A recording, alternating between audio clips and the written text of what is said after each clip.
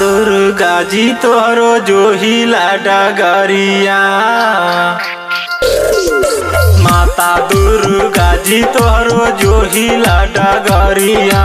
माता दुर्गा जी तोहरो जोहिला डगरिया। होके सिंह पे सवार रखल जिया हमार मैया दर्शन दे दर्शन दे। माता दुर्गा जी तोहरो जोहिला डगरिया हो।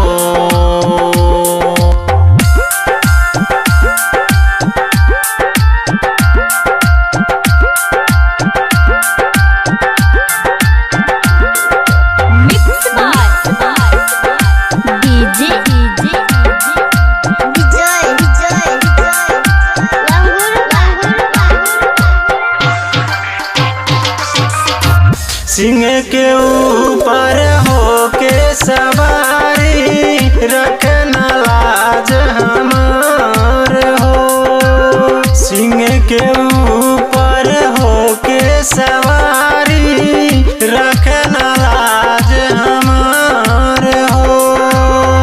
कहीं कहीं रूप बदल के आती, कहीं कहीं रूप बदल के आती, हाथों में लेके सितार हो।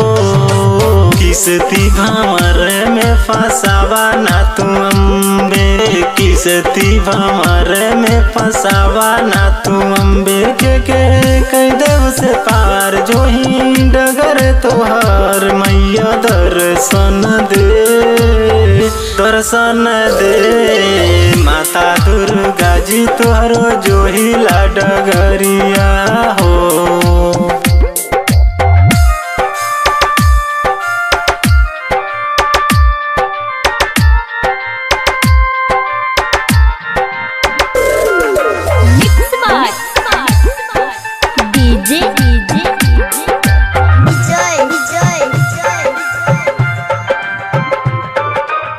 जब जब कष्ट पड़े भक्तों पे तब तब सिंह सवार हो।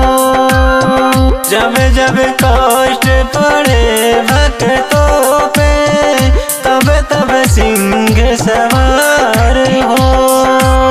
भक्तों के अपने दर्शन दे अम्बे, भक्तों के अपने दर्शन दे अम्बे। महिषासुर के मारी कटार हो। केशव मोहन जो है मैया तो हरी डगरिया।